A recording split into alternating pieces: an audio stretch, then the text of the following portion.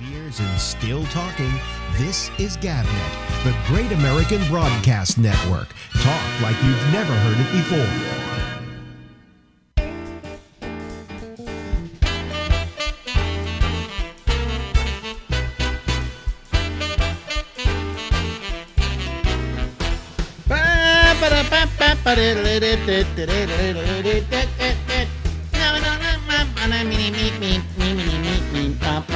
Hello, everybody. This is the Ramble. We go from now until midnight Eastern Time here on the other coast of the United States, on the East Coast, and I am your host, Alex Bennett. How are you? You know what I haven't done? I always forget to do this. See, what happens is whenever I reboot this machine, which I've done since I was on last, it resets how my camera looks. And I don't want it to look that way, okay? So I have to go to the camera, and then you're going to see it go to, see what happens there? This is Logitech. They don't do things right. Now we're there, we're good for that. But then I got to go, I got to go over here and bring the video down. There we go. Okay, now I think we're okay, all right? I think we're fine. Oh, I also have to turn off the autofocus. Otherwise, it will go blah, blah, blah. Okay. So, I'm sorry. I forgot. Okay, I forget every time. That's the way I am. I forget these sort of things. Okay, let me explain why I wasn't on, and then you can hear the merry adventures of Alex Bennett. You know, my wife has been getting mad at me lately. Well, what else is new? Because she says that why is it you tell everybody what you're going through with the cancer thing, the prostate cancer dealie?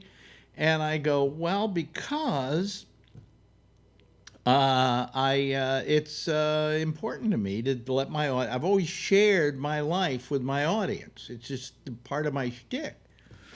And so when something like this happens, boy, I got a lot to talk about, you know. So why shouldn't I let them know? The only problem is, and I've said this before, and please, folks, you don't have to do it. Don't wish me lots of luck. Oh, our hearts are with you. Oh, I better turn that on, too. Otherwise, I'm in trouble. Oh, boy. Anyway, I just, you know, I let my audience know what's going on in my life. And it's also a fodder. It gives me something to talk about. I'll have something here for about a half hour that I can talk about that you'll probably be interested in. But people get worried about the fact that I have prostate cancer. And how many times have you heard somebody say, I've got prostate cancer? I think Imus said that, and he lived another 10 years, okay? And died of something else, I think. They didn't say what he died of. Let's see here. Who else is? Rudy Giuliani went through prostate cancer about 20 years ago. And everybody, Giuliani's got cancer. They don't say prostate cancer. It's got cancer. You know, like all cancers are the same. And Rudy Giuliani is still alive 20 years later, thanks to the guy who was treating me. Okay? Yes, he's the guy who implanted the seeds in Rudy Giuliani. Now, we can either say, that's wonderful because I know the guy's good, or we can say that's terrible because it was Rudy Giuliani's and he's still alive to make our lives miserable. But that's another story altogether. I'm very happy that he worked on Rudy Giuliani with the seeds. And now, 20 years later, I'm sure he's got it even more perfected than he did when he did it before. Anyway. So I get diagnosed with prostate cancer, and I mention on my page that I've got prostate cancer, and everybody goes crazy. Oh my God, we're so sorry for you, Alex. You know, folks, it's not like other cancers. In fact, not all cancers are alike. The two most curable of all the cancers out there are breast cancer, which is number one, and number two is prostate cancer. And the reason being that prostate cancer, in some cases, in most cases, especially at my age, are slow growing. For instance, I asked my doctor, has it grown out, do you think it's grown outside the prostate? And he went, no, absolutely not. Because they're slow to grow at my age, all right? If you get it when you're in your 50s, then it's a more serious kind of situation, okay? So I So I just tell people, but please don't get all worried about it. There's nothing to be worried about. I'm going to be fine. My doctor says this isn't the thing that's going to kill me, that I'll probably die of something else, which makes me then worry about what that something else is going to be. Anyway, let me see here. I'm trying to see what. Come on, there we go. Okay, I was trying to see. My thing was behind my web YouTube rendering of this thing was behind. Not with you, but with me. Anyway, so bottom line is that don't worry about me. Not all prostate cancers are alike. This prostate cancer, my doctor says that giving me all the treatments that he's giving me, which is first a dose of radiation from a thing, well, it's called CyberKnife, but it's really stereotactic. And it's what they call it at Mount Sinai, because if you do CyberKnife, you're simply buying a product name that you can use, and everybody goes, oh, I get the CyberKnife. Oh, But the stereotactic is exactly the same, and so he's going to give me that, and then he's going to put the seeds in, I guess, because he feels that, as I said to him, I said, you feel that both these things together are going to just really wipe it out? He says, absolutely. Okay. So, and with the radiation, probably going to have side effects of being a little mild, what do they call it? Mild, do you see, forgetfulness. No, mild fatigue. Okay, so you might see me some nights here going, I'm really tired. I think I have to go to sleep. Let's end the show early. On the other hand, very few other side effects. In fact, well, I'll tell you about that later. I met a guy who's going through it. But then with the seeds, it's a fatigue plus I may have to go urinate a lot. So during this show, I may have to say to you, keep talking, I have to go pee, all right? But that's going to be the most of it.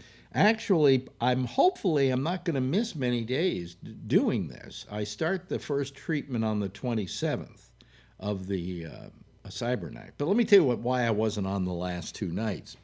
The first night I wasn't on because that day I had the prep for the stereotactic or CyberKnife radiation. And what that entailed was putting me out, okay? And then a 10-minute procedure in which he puts in what they call a spacer between the rectum and the prostate. That's to protect the rectum from the radiation. And then he also goes in there and puts in 4 little gold markers on my prostate. You know what's happening to my prostate? Between the biopsy and the implantation of this gold prostate, my prostate's starting to look like a pincushion, okay?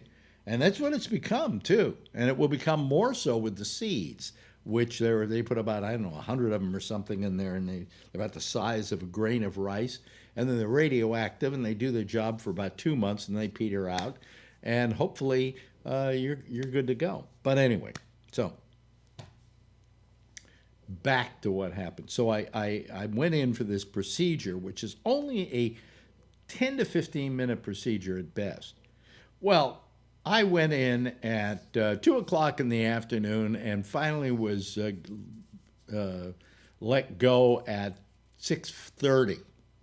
Okay, so why, when it's only 15 minutes or 10 or 15 minutes, well, let me tell you. First of all, the preparation for it, they have you interviewed by somebody, and then you go into a room and you take your clothes off and get into your surgery gear, and then they give you a little bathrobe. It doesn't have any name on it, though. It would be very nice if they gave you a bathrobe like at a hotel and let you keep it, right? And it was a nice fluffy thing. But no, it's just a schlumpy thing. Okay. So that takes a while they do that. And then a nurse comes in and asks you a whole bunch of questions, asks you all the drugs you're doing and not doing. And you tell her, here's the drugs I'm doing and not doing, okay? And, oh, my back is itching. Excuse me. And so then they take me and they wheel me up to about the 9th floor. They put me on a gurney and they wheel me up to, no, they put me in a gurney? I can't remember. No, I walked. I literally walked to the 9th floor. That was it. I walked. In fact, I mentioned to him it was like I was being executed, and he was my guard, and he says, I've been told that quite often. And we walked down this long hallway, and then I go into this room. He said, sit here, wait, and then assistant to the doctor, the anesthesiologist comes by to talk to me and said, I'm going to be the anesthesiologist in this whole mess, and here's what we're going to do. And then he asked me, did I eat? I said, no, I didn't eat anything since midnight last night. He said, did you, I had to take an enema the night before and then a fleet enema the day of. Okay. All right. So that's to clear out, I guess, any poop. So when he goes in there, he doesn't get invaded by my fecal matter. And so I had to do all that the night before the fleets on either end of the day. And then he went through all that, and then finally he said, okay, well, your doctor will be with you soon. And then my doctor came in, and we sat down, we talked for a few moments, and he's a very good doctor. He tells you everything he's going to do to you. Here's what we're going to do. Ba, ba, ba, ba, ba. And are you ready to go? Yeah, I'm ready to go. I walk in, they say, get on the gurney. I get on the operating table, rather. I get on the operating table. The doctor comes in, straps me in like I'm going to fall out, right? Straps me in, and they start, they can't find, see, my problem is, if you look here, I don't have any veins, all right? Pretty hard to find a vein there. You gotta, and then they tell you, I didn't drink a lot of water. If you drink a lot of water, you'll see a vein easier than if you don't. But anyway, so I had them go, you can see the little marks there. I had them go through the veins in my hand because they're big and they're huge, and you can find some blood coming out of there. So the anesthetologist puts it in there. And he says, now I'm going to turn on the propofol, which is the stuff that killed Michael Jackson. I'm going to turn on the propofol, and you'll feel some slight burning. Well, I don't know what he meant by slight burning, but I was in pain. I was in huge pain, especially I remember right here in my thumb and in the crook of my hand here, just burning like crazy. He said, well, wait a minute, I'll put in a numbing agent. I'm going to myself, why didn't he put the numbing agent in first, then send the propofol through? So next time I'm going to remember to tell him to whoever's doing it to put in the numbing agent, okay? So all of a sudden, he says the last words I said before I went out was, hey, that's pretty good. I'm feeling that. And then the next thing I know, I wake up, and they're picking me up and moving me to a gurney, and I'm being wheeled out of there. You would think that, okay, because before I've had this before, and when I had a colonoscopy, and when I was through, they just said, oh, okay, that's it. And I get up, and I walked out of the operating room and walked into another room, sat down for a couple of minutes just to kind of get in decent enough clarity that I could put my clothes on, and leave. Okay? No. They then wheel me down on this gurney in a wheelchair. Yeah, in a wheelchair. And they take me down in a wheelchair. I'm trying to remember, where did they do the gurney? I seem to remember a gurney taking me around, but I don't remember that now. No, I didn't have a gurney. It was a wheelchair. See how out of it I was? A wheelchair, and they take me down another 9 floors to another room where they put me in at some point they didn't wheel me. No, that was it. They put me on a gurney, took me down to the recovery room where the gurney was being used as my bed. And I was lying there, and I was getting a drip of saline or whatever into my system. And they said, it'll be about an hour before you can leave. And I'm going, geez, it used to be you just got up and you left, right? No, this is a hospital. They don't want to get sued. So I was stuck there for at least a good hour. Now they have me get off the gurney because I can get off of it, and they unhook me from the saline solution, and they take all the things that the heart stuff and stuff off of me, and the stuff that's making the machine go ping, and they then wheel me. That was it. Then they then wheeled me. See, I can't remember half this stuff. They then wheeled me. I'm glad I'm telling you now because I'm going to do it as a life in the passing lane soon, and this way I'm starting to remember again. They wheeled me down to this room where I meet up with Marjorie was with me in the recovery room, and then she followed me down into into this other room where they had me sit in a chair, and they said, "Here, drink some water," things like that. I said, "Why?" They said, "You can't leave till you pee." Now, I don't know about you. Anytime I've ever had to pee in a cup, like for a test, it's not that easy. You people know what I'm talking about. Whenever you're forced to pee, you can't pee. All right? Whenever you don't want to pee, you got to go like crazy. So anyway, and they give me this jar with a nozzle in it that I guess my penis can fit in. I'm not bragging; it's a big opening. So I'm standing there for 5 minutes trying to pee, knowing that if I don't pee, I'm not going to be able to get out of the hospital. Okay? Well, okay. That's that. I can't get out of the hospital till I pee, and I'm not peeing. And I'm dripping a little bit in there. And I'm looking, and it's like, it's not even, has to get up to the 100 line, which is only about yay far. And then I pee. Then all of a sudden I can pee a lot. I'm feeling, oh, it's great. Okay, so I pee a lot. And then I look, and it's only like about halfway to where it's supposed to go. So I'm more trying to pee into this thing. And you get a shy bladder when you're under this kind of pressure to pee. You guys know this. I don't know if women know this, but guys know this. I finally pee a little more, and I finally say to the nurse, "Look, is this enough?" And she looks at it and she goes, "Well, it isn't up to 100, but you proved you can pee, so get dressed and get out of here." And then she gives me a whole booklet of things to do and not to do, half of which have nothing to do with the procedure that I just had. It said, don't do any heavy lifting for 6 to 8 weeks. Huh? And be careful that when you get in the shower, you don't get too much water on your incisions. I don't have any incisions. So they gave me this booklet telling me of stuff to do for something that didn't happen to me. But I'm not going to complain. I just want to get the fuck out of there. And I get out of there and I come home. Now, I could have maybe done a show that night, but, I'm so exhausted from the anesthesia and everything else, I figured take the night off, right?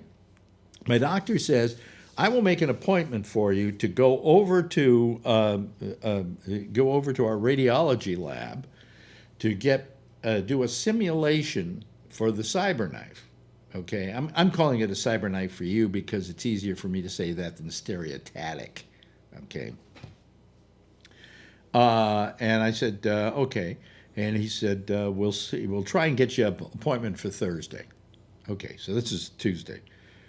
Yesterday, the woman calls me and says, they can see you tomorrow at 2 o'clock. Here's the address, blah, blah, blah, blah. I will be sending you the information, or you'll be getting some information on what to do. The nurse will call and tell you what to do before that. I said, there's prep? They said, oh, yeah, there's some prep. Okay. What's the prep? Now, how many of you out there, raise your hands, have had a colonoscopy? You know what's terrible at the colonoscopy. It's the prep the night before. And I've always done it using a thing called citric, well,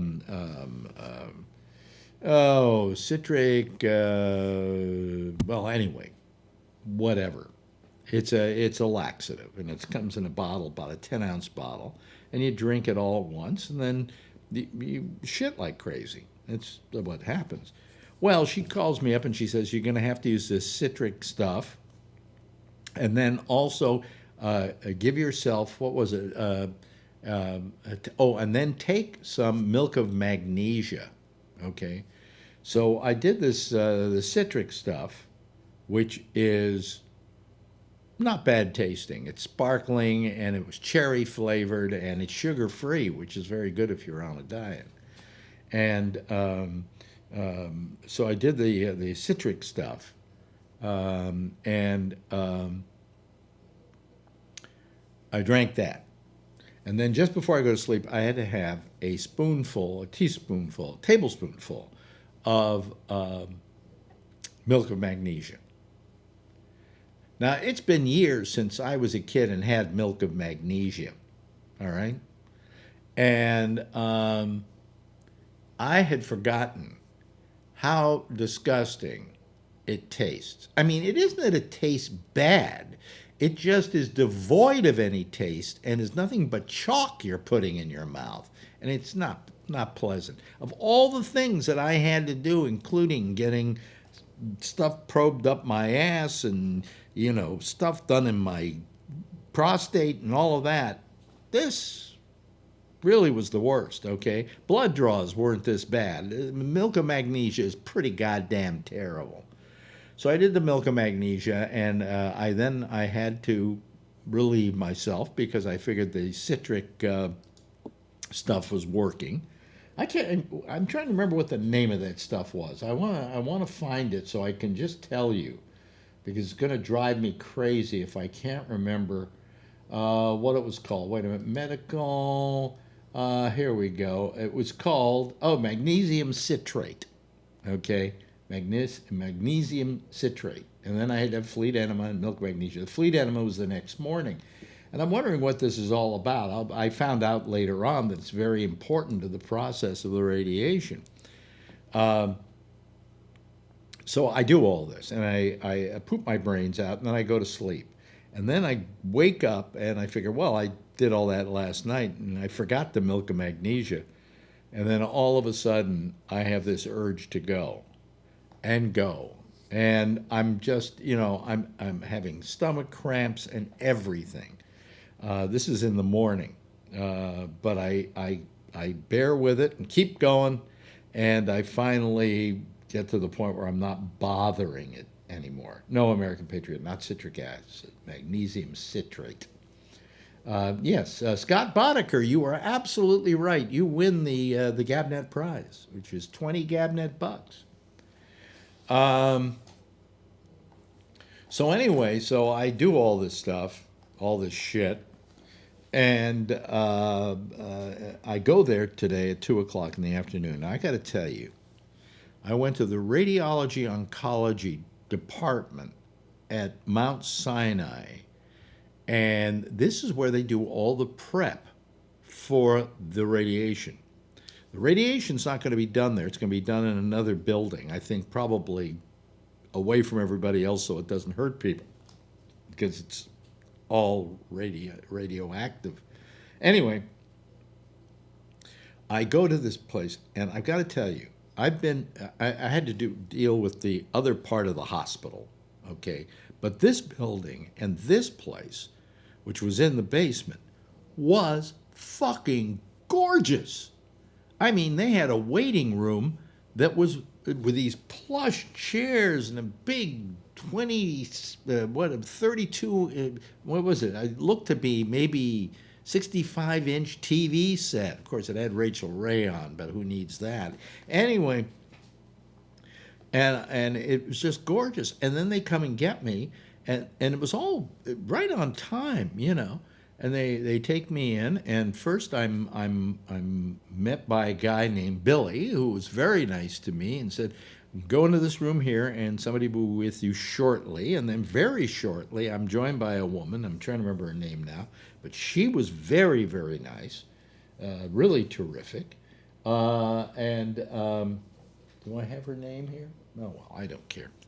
Anyway, and she gave me all the dietary requirements, which she said, don't eat any gassy foods. And here's the reason why is that we don't want gas in there. We don't want your innards bloated because we have to get our radioactive stuff through your stomach and so on to get to whatever. And I said, what does that consist of? And I look at it, and it's just no carbs. Well, Come on, that's my diet anyway. And I told her, I said, I do nothing but low carbs. I'll just cut out the chocolates at night, which are sugar free and make me fart like crazy, and we're good to go. But she said, yeah, you can eat all the meat you want, all the turkey you want, all the pork you want. You want your bacon in the morning, your eggs. Go ahead, have a good time. Just don't have, these certain things and this certain things. And I got a whole list of them, and it was absolutely the kind of diet I've been on for so long now. Anyway, then another guy comes in, and he leads me, says, come with me. And I go with him. He leads me down this hallway, and I'm looking at this hallway, and there are all these people working at computers, and it's gorgeous. It is the state of the art. It's like I'm at NASA, and this is mission control. I mean, I just walked down all the way. Oh, and by the way, before this went on, before I walked down the hall, my doctor actually came in, my oncologist. And he wanted me to sign a piece of paper, and he said, how was the operation the other day? Have any problems? I said, well, my butt ached a little bit because that's where he went, did a lot of stuff. And I said, outside of that, I think I feel okay, yeah. I survived that all right. And he said, good to hear that.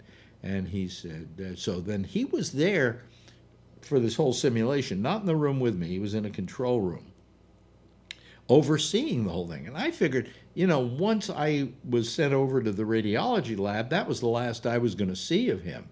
He just gets the reports, hey, we zapped him with the radiation. But that isn't the case. He was there, and I really appreciated that. Really appreciated that a lot.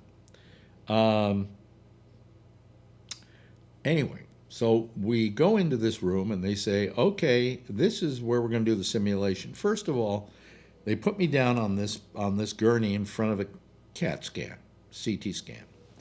And I'm lying there.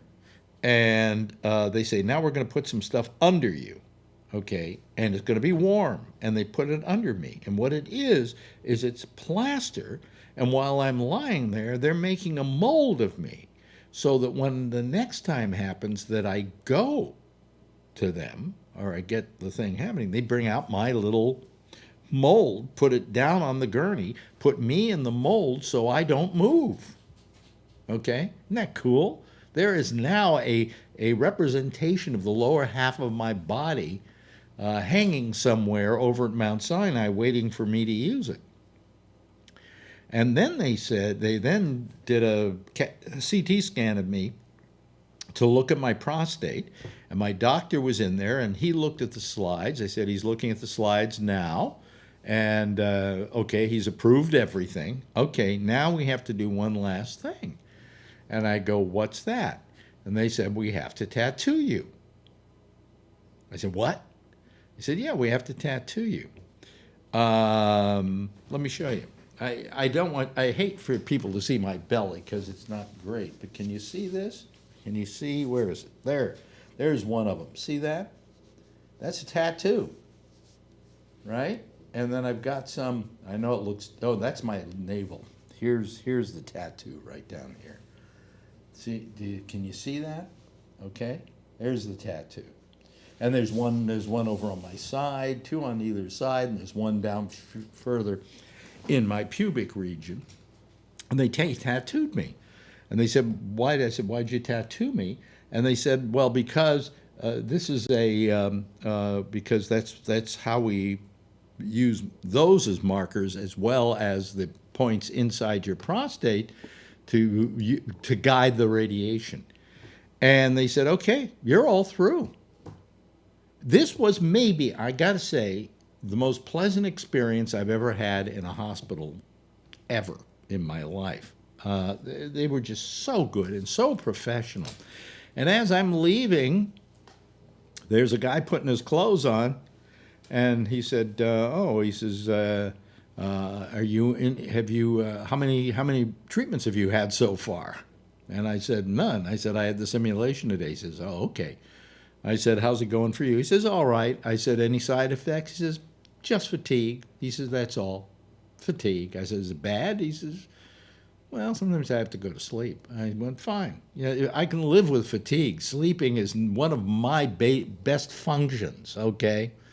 So, and I kind of felt by meeting this guy that I was part of a support group. And I look on the billboard there, and there's actually a support group. If I want to go at 10 o'clock in the morning to Mount Sinai, I can go to a prostate cancer radiology support group, of which I'd probably be the only one there. But anyway, I found it so far one of the more pleasant experiences, although the tattoos probably hurt more than when they drew blood from me today. You know, every time I turn around, somebody's sticking a needle in my arm. Anyway, that's my that's a quick story. Quick story. Was nothing quick about it. And I'll probably repeat this all again. I'm going to do it as another episode of Life in the Passing Lane, at least each step along the way on this really fascinating journey, because what's next is, for me, the science fiction of my youth. I mean, I'm going to be in a room with a robot arm that is going to use the gold points in my prostate and these little tattoos they put on here to figure out where to go. And, the other thing I had to drink was 4 glasses of water. They're going to say you're going to have to do that every time. Also, you're going to have to do the milk of magnesia at night and the fleet enema in the morning. But you can eat anything you want. You know, we don't care if you eat after the enema and stuff, because it's going to take forever for that stuff to get down to that part of your body. We just don't want that area blocked, and we want it as clean as possible.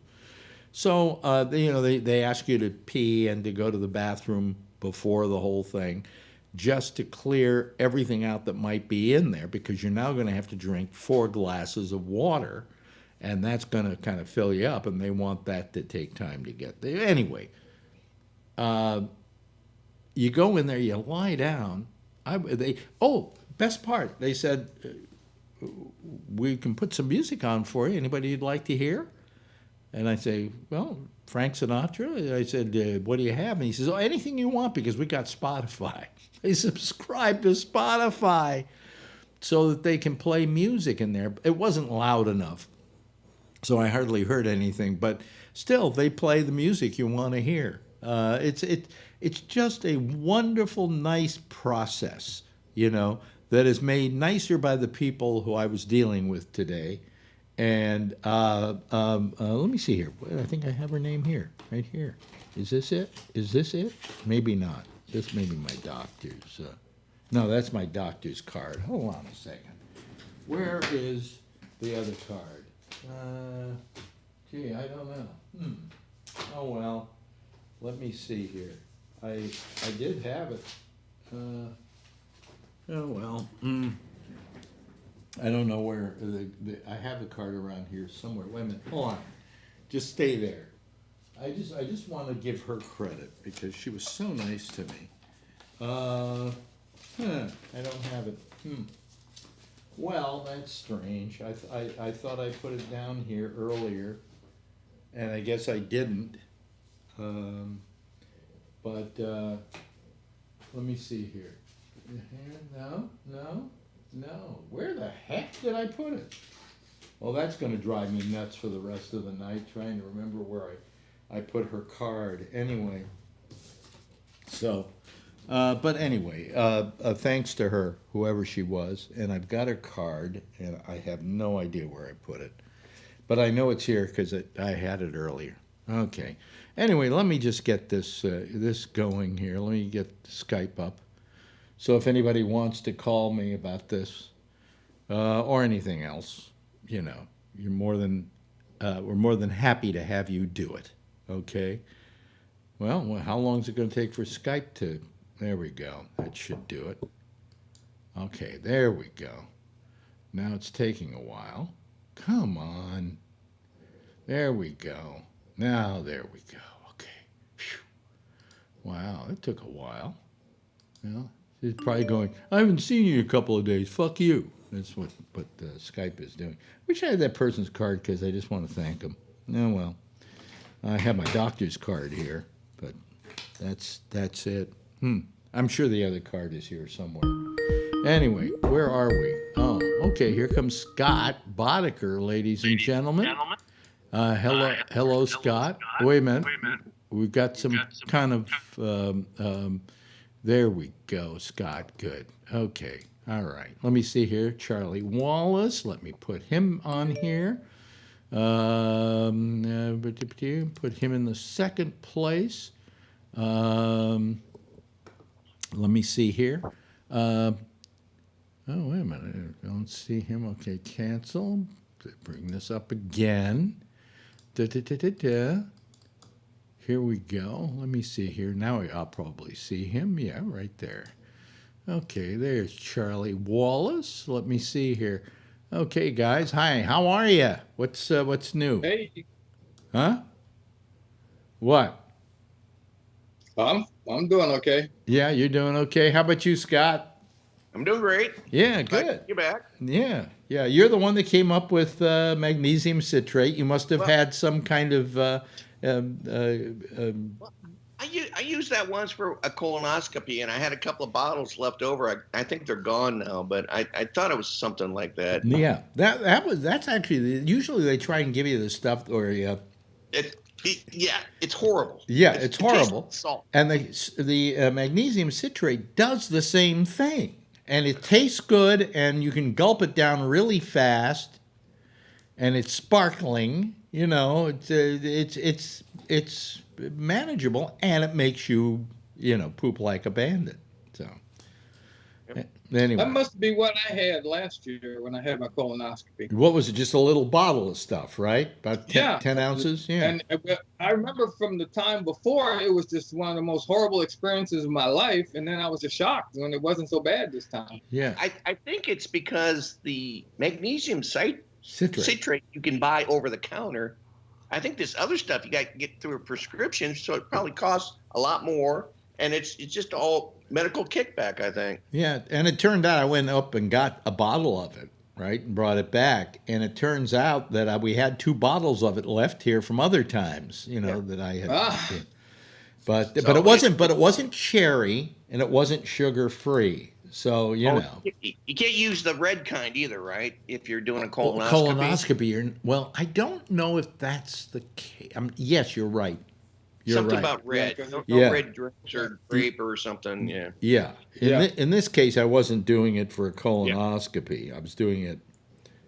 So, In so order- you got gold up your ass? Is that what you said? No, I have gold. I have gold studs in my prostate now. Yeah, close enough. Yeah, I wonder how much that's costing me. Dang. Your You know. prostate's worth more than your whole other Oh, yeah. rest of your body. Yeah. They're just trying to hide it from the Germans. I know. When I die, the grave robbers will open up the thing and get my prostate out and sell the gold studs that are in there. Or maybe the radioactive seeds will have been spent by then. So the only side effect of any of this is that when I fart, a mushroom cloud will come out of my ass. But outside of that, it's and that's all. That's what she wrote, folks. No, nobody's calling tonight, and I think it's because nobody thinks I was going to come in tonight. It's just I was planning on coming in last night, but the problem was that I had to do this prep. And I'm not about ready to do this prep and be doing a show, okay? So that's the reason I didn't do the show last night. Otherwise, I could have done the show. But, this is a real adventure, actually. It's the most excitement I've had in a long time.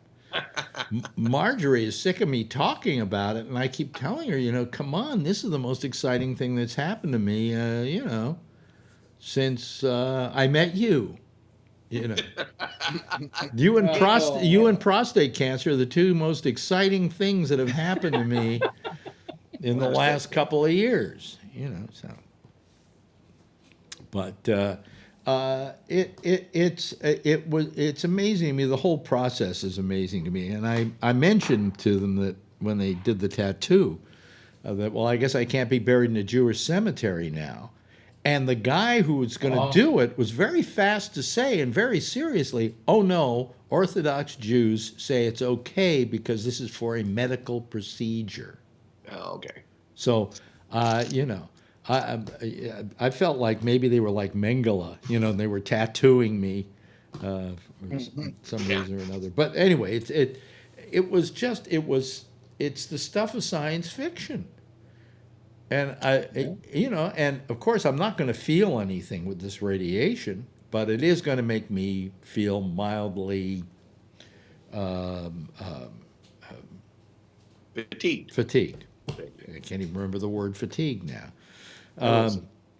So I don't know what to expect of me during this process, but it starts on the 27th, right after I get through with my court case, which I have to go through in a couple of weeks. So I don't know. Twice. Well, I don't know. Like the first day, I have to be there at 9:30 in the morning, but it's only half a day, so I'll do a show on that Friday, and then a Wednesday later, it's a whole day, and you know I don't know if I'm going to be able to do shows for a couple of nights that week. I think I won't have any problem with the with doing a show while doing the radiology, because it's every other day, and it's at what I go in at 1:30 in the afternoon. I'm out by 3. Okay, so I think I can do shows that night unless I'm so fatigued. But you know, in that case, I'll just come on and let you guys talk to each other, and I'll fall asleep here. You know, why not? You know, so. But that's kind of the schedule for the show, as it were. And I don't know what's going to happen with it. And then when I get the seeds implanted, that will be 1 day off. That's an outpatient thing as well. But I don't think I'll do a show that night because, hell, I'm going to have radioactive seeds in my ass, you know? So... And when that's all over with, outside of the fact that I may have to pee a lot and have an urgency to pee, I may have to go for the Depends for a while. Are these seeds actually in the prostate? Exactly. Yeah. They embed them in the prostate, and they stay in there, and they're radioactive, and they eat away at the bad cells in there, and then after about 2 months, the radiation completely depletes itself, but the seeds stay in there. So I still don't understand. I mean, I understand good cells and cancer cells and whatnot, but it also attacks the good cells, right? No. Cancer cells supposedly are very weak to fight off radiation, whereas good cells are. That's what I'm told. See, that's what I don't understand. Now, I know Charlie's like some sort of astrophysicist or whatever. He might. I wonder if he knew more about it or whatever. But believe me, these people know more. These people know what they're doing, you know. Yeah. And I said to him today, I said, the reason you're doing both, right, is you want to make sure you get it all. He says, absolutely. He says, that's why we're doing both. He said, I mean, we could just do the cyberknife and I may be good to go forever, but we don't know. You want to get all of it. And these seeds, this guy is a big, he made his reputation on seed implants, okay? And so he kind of designed a lot of the way in which it's done and so on and so forth. So, that being the case, he, of course, wants to do the seeds as well. You know, yes. Some other doctors might say, we don't need the seeds.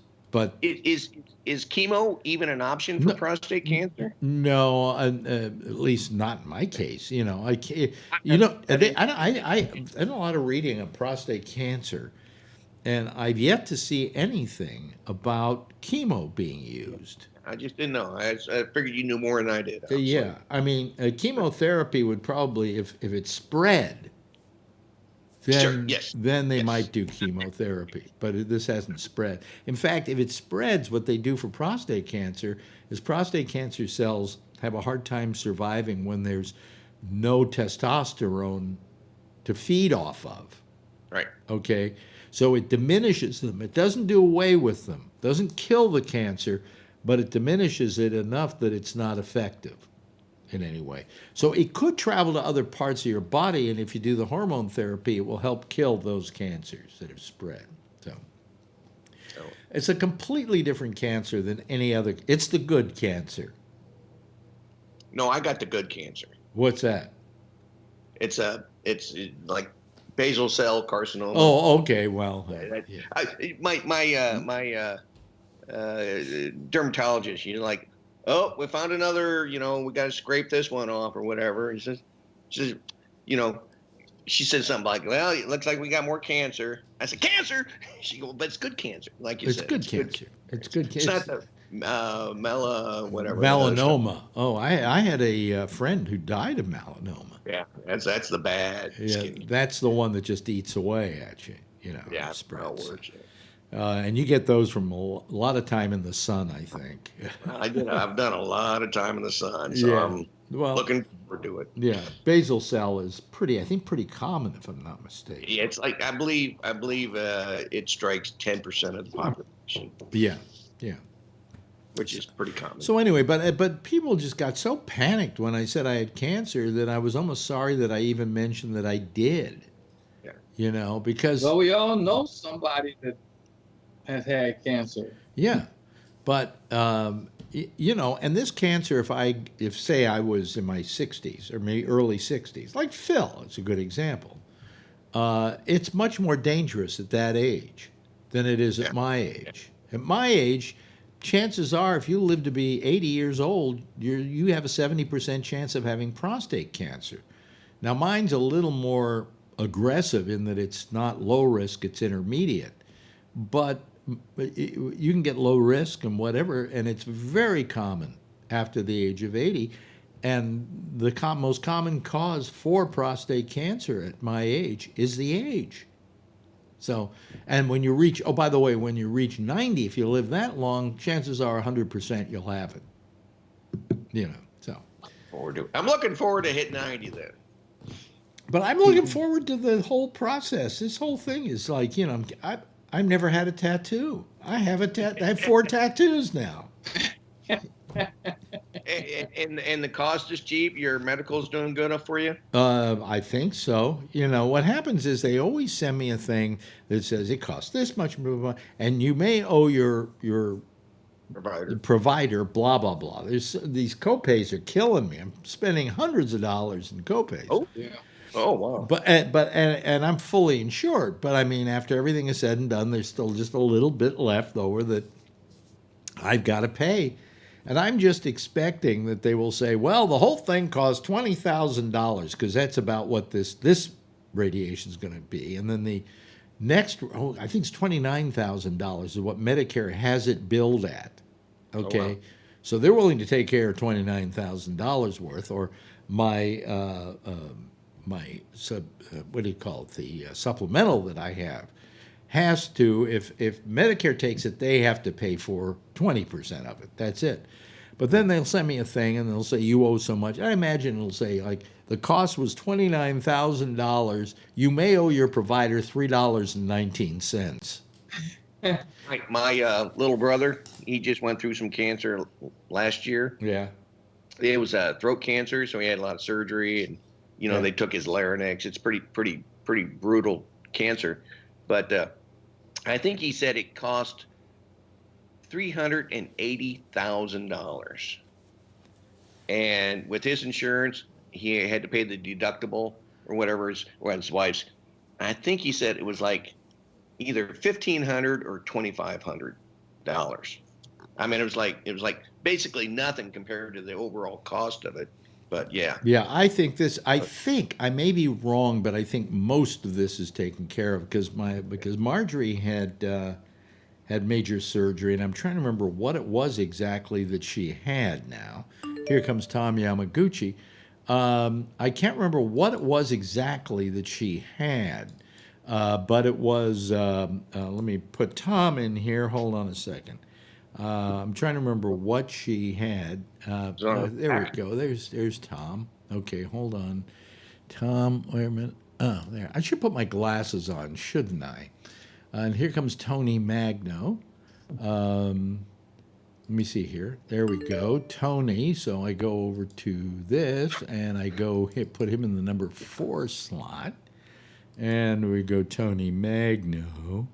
Which one is he now? Webhead. That's it. Okay, there we go. Bennett. There we go. Okay. No, what I was saying, she had something. Oh, yeah, it was her knee. And I think it was like a $15,000 operation. And she didn't have to pay any copay at all. So I don't know. There may not be any copay on this. But if there is, I guess I'm going to have to pay it. But, I mean, what? Not save my life? So what the hell? I forgot to ask him the one question. What if I don't do anything? How long will I live with this? And I bet his answer would have been, we don't know. You could live another 10 years with it this way, Yeah, but you don't want to take the chance. Hello, Tom. Hello, Tony. How are you two guys? Hanging in there. Huh? You hanging in there? Yeah, you're gonna laugh. My sister went to a psychic tonight, a fortune teller, with the ladies from work, the teachers, like a dinner, and then they read your palm or whatever. I didn't go. They wanted me to go, but I didn't go. Oh. I know you don't believe in that. I don't believe in it either. Well, I could do it for her. I mean, I could say the same stuff. You're gonna come into some kind of money, and I see happiness in your future. Now, because they're never going to tell you something horrible like, "Oh, let me look at your palm. Oh, you're going to die within a week and a half." They're never going to say that. Nah, she actually, she had a good reading. They all did, like you said. The only thing that she did say that my sister said is, she said like, they say the names. She wrote down what the lady told her, and she called me, and she said, "Is there a joy? I'm hearing a joy." Like, and my sister said that we have a cousin Joy, an older cousin. She says, "Is her health okay?" And I'll tell you, Alex, she did have a problem with her health because she's diabetic. See, but she's a little here's the bullshit of it all. How do you think she got that name? To begin with, she didn't say, you have somebody named Joy in your family and she's going to be better or whatever, right? She said, "Is there somebody in your family named Joy?" And if you go no, then she goes on to something else, and eventually she will hit. There's a whole process you do here. She hit 2 names though. She did hit Carol, and my older cousin Carol. I had a guy on years ago who was a psychic, and I decided after him that I was never going to have another psychic ever on any of my shows. But to prove how phony psychics were, one night at WMCA here in New York, I told people to call up and I would read their mind. I'd read their future, whatever. And there was a psychic there because I wanted to prove that this was all an act, okay? And he was amazed. He said, "Boy, your psychic abilities are incredible." I said, "No, they're not. I'm simply listening to the person and keying off what they have to say." Years ago, there was a guy named Peter Herkos, and he was the psychic in the Boston Strangler case. Do you remember that? Remember that, Tom? The Boston Strangler? Yeah. Yeah. Remember Peter Herkos, the psychic who supposedly figured out who the Boston Strangler was? I had him on my show, and he said, this is when I first knew that this is how they operated. He said, "I see you married." And I said, "No, I'm not married." He said, "But I see you married." Now, if I had said, "Yes, I am married," he'd go, "See what a great psychic I am? Yes, you're married? Okay." But no, I see you married. So what they're doing is they're constantly fishing. They're on fishing expeditions as they're doing the psychic thing. What are the chances you know somebody named Joy? Anybody here know anybody named Joy? I do. Yeah. Yeah, you do too, Charlie? Okay. Because I was like, how about you, when Tom? she said that. Do you know anybody named Joy? I've known several people named Joy. And you know what? Okay, She told my mother, listen, you want to laugh, Alex? She told my mother, right?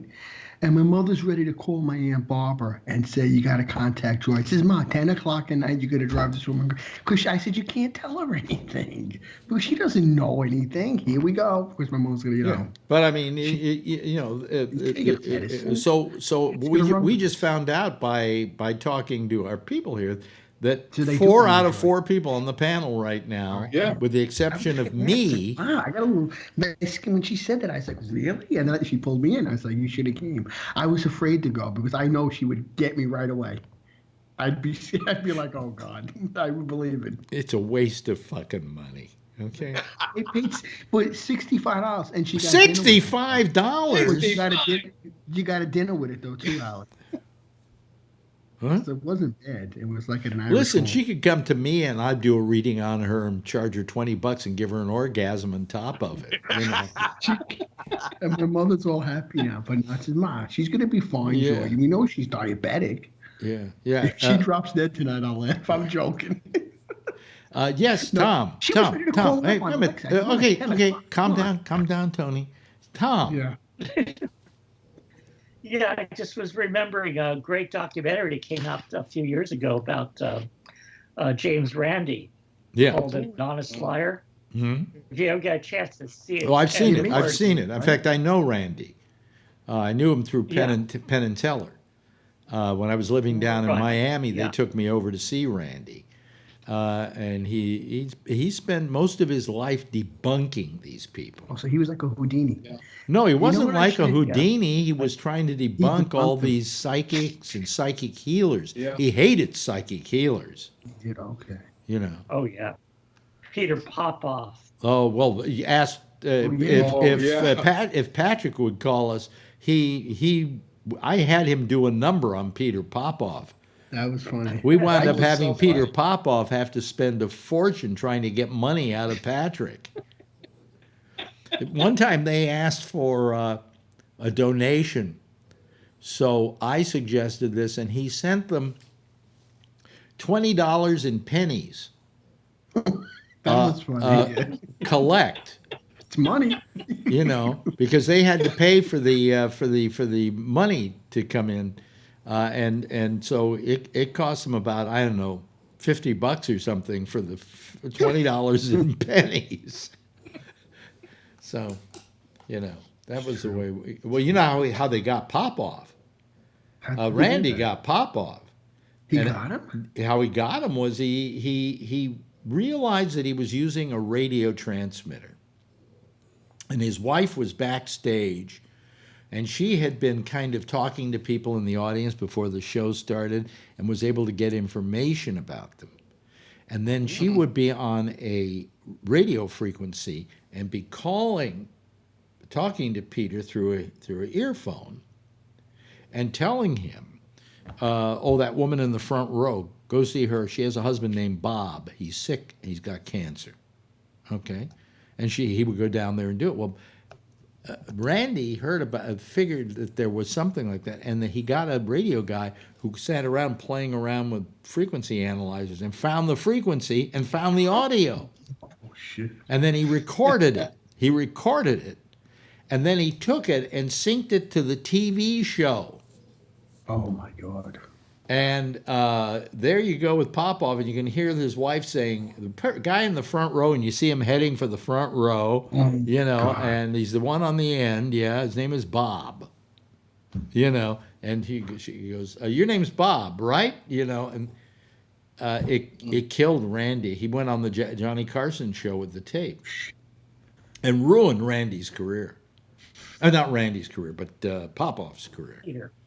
Yeah. But there were still people who would follow him. You know, when we finally caught up with him with my Patrick stunt, he was still going. He was still doing his thing. You know, and I hate people like that. I just hate them. I think they're the worst kind of people in the universe. That and urologists. But anyway. No, I love urologists. One urologist saved my life. Okay, thank you very much. Yes, I could. Yeah, The you know. college degree came in handy, tell him. Yeah, but why do you want to keep sticking your finger up people's asses? I wonder if have they no pull in the idea. ear out. Do you think they do good money? What are they pulling here? I don't know. I'll tell you. You're going like that, Scott. But I don't know if doctors are making the same kind of money they used to make. You know. And part of the reason for that is that it's a question of what they're going to. They have to be able to take insurance money. They have to be able to take Medicare, and what they get paid by insurance companies and Medicare is a fraction of what they charge. I mean, if you go in there, you're not insured, and you pay full price. They love you. They love to see you coming. Oh, they want, okay, it's more. Yeah, but if they're dealing with an insurance company, the insurance company goes, well, this is all we'll pay. And so they just pay that. And so a lot of these doctors are hurting. I mean, a lot of them are going to HMOs and stuff where they get a salary. My oncologist is at Mount Sinai. And I think he is hired by Mount Sinai. He's paid by Mount Sinai. Now, whether he can negotiate, because he's kind of a star oncologist, whether he can negotiate more money than other people would, I have no idea. But, But it's, still, it's very expensive. I mean, what medicine costs today. And, I go into the hospital and I'm walking down the hallways and I'm seeing all these machines there and all these these gurneys. And I'm going, how much does it cost to keep a hospital going? Mm-hmm. And they're doing this all off of insurance money and Medicare. Mm-hmm.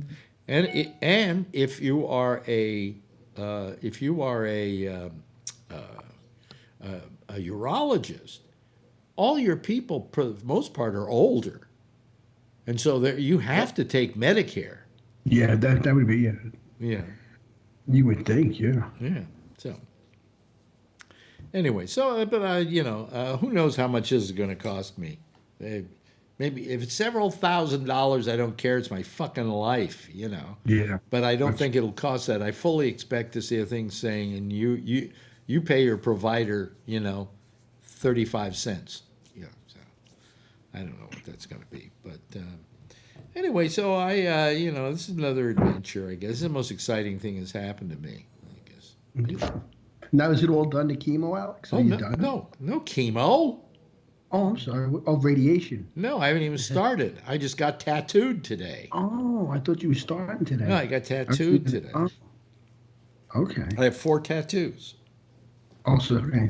So I'm guessing you're starting next week then also. No, I'm starting on the 27th. Oh, okay. Yeah. So they'll be over fast then. Oh, 5 days. But every other day. 5 days every other day. So it's a week and a half.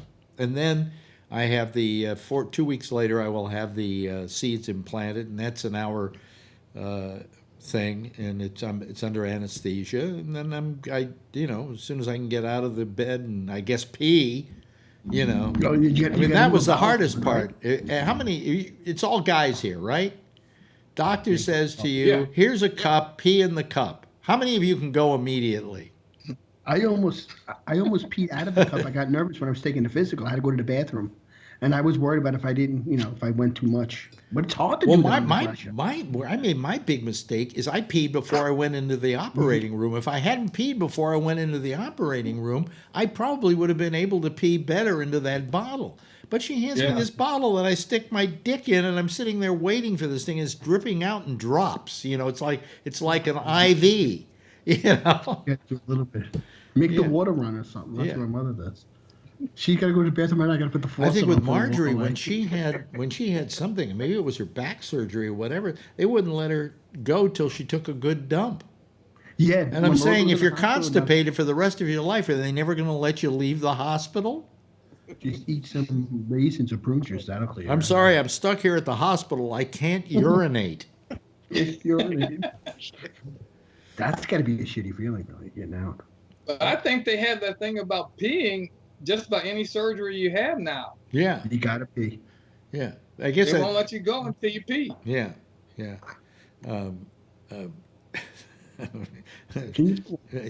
It's there are kind of some funny answers you could have for that, but I won't get into it. It's just I'm amazed that it doesn't really.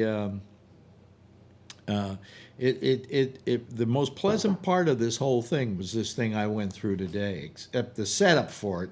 The prep was like having a colonoscopy, and I'm going, what am I doing this for? You know. Oh, you did a colonoscopy? No, they just want everything in your system clean. Oh, I don't clean. have to do this. Did you have to drink the drink again? No, I had to do the magnesium citrate. Yeah, but I won't have to do it again.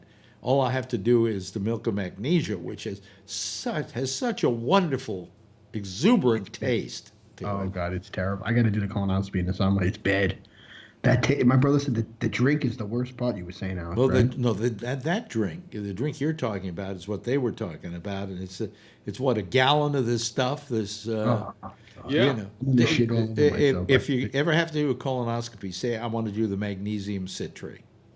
That's Okay, I'm gonna do that. yeah, that's what I did last night. You know, and that's what they told me to take. So I was very happy with that. But now I don't have to do that. I just have to take milk and magnesia and have a fleet. I've bought now a 6-pack of fleet enemas. Okay. Oh my God, just in case. Yeah, and I'm thinking of going to Costco and getting the 24s because I figure I'm going to be needing them. You know. Oh my God. Because I've got. Let's see here. I've got five of them I need to use. I only have 4 in the house, but I have to have 5 because I've got 5 days of these treatments, and then I'm sure he's going to have me do a fleet enema again when he does the seeds. You know. That's gotta hurt though, no? Because I remember getting an enema as a kid. My mother, I had to get one time. That's where they stick the thing in and they start like. It was an uncomfortable feeling. Well, it's just how many here? It's like a liquid. This is really great talk. How many here have had a fleet enema? I think I could ask her, but I think she gave me one time. I couldn't go to the bathroom. It's just a bottle of stuff, and you just stick it in your ass and push. You know. Yeah, it was uncomfortable. Well, it was uncomfortable, I think, today getting it in because I had so many things shoved up my ass in the last couple of days. It was really rather rough and raw. Okay. So, I don't even want to know. it's more information I think than anybody wants to know out there. But I'm going. I can't. I'm like a woman going. Is it in yet? You know. I mean, it was terrible thing. So I mean, and I know, folks, this all sounds disgusting, but this is what is exciting for me at 80 years of age. This is giving me a will to live here. You know. But I'll tell you what gets me about it, that I love about it, is when I was a kid, I was into science fiction. You know. And the idea that radiation was going to like save my life, you know, a lot of these processes, by the way, I'm going through right now. 10 years ago, you wouldn't be going through those processes. You'd be going through they'd probably be cutting out your prostate. Ooh. You know, but there's no need for that right now. You know, and the radiation treatments, they were 2 months worth. Now it's down to 5 days. You're in, you're out. You know, so. And you get to see the sci-fi. It's not just some little radiation machine that goes and just does your whole midsection. This is a robot arm that aims it at the right place, you know, and then goes to another position. And that's why they have all the dots on me and the gold posts inside the prostate and all of that, you know. So I love it. I love science fiction, and this made me love it even more. So anyway, I guess I haven't seen you guys since they had the Golden Globes, or as I like to call them, the Phony Fuck Awards. I was wrong. It's not 97 people who vote for them. It's 87. Oh, 87? Yeah. Even fewer, yeah. Huh? Yeah. I think the right film won for Best Picture. Oh, the 1917. It looks really good. It's really good. Yeah. It's really good. But we watch. You know, we get all these screeners, right? You know, the films. We watch 2 of the worst films of the year. And I don't know why Renee Zellweger won for Best Actress. She was God fucking awful. She was pathetic. Could she sing at all? No, and how dare you have her sing and not use like a music track by Judy Garland? I mean, the temerity of saying I'm going to sing as well as Judy Garland. Fuck you, Renee, and your nose job or whatever else you've got going for She you. looks like a different person when that speech was so pretentious. Yes, it does. It's almost like thank you for remembering me again for what like it was coming. To Yeah, her or well, we something. wanted Really? to forget you, and you came back. You know, and I want to see it, but now you're telling me she ruins her portrayal. and by the way, can't even watch it. I want to take something back. The night before the Golden Globes, we rewatched Once Upon a Time in Hollywood. We went to the theater to see it, and I wasn't that in love with it because I liked it. well, I wasn't that in love with it because I guess I was over expecting with Quentin Tarantino. And when I left, I was not happy with the film. What I said was it was the worst Quentin Tarantino film, but it wasn't a bad film.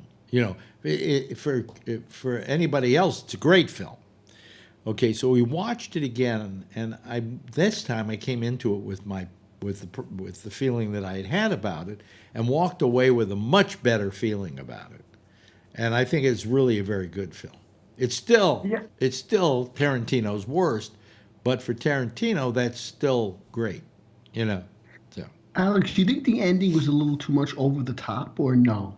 no, Was that it's the like thought? it's like he always does. He has always in some of his films reinvented history. In Glorious Bastards, Hitler was killed by Brad Pitt. Come on, you know.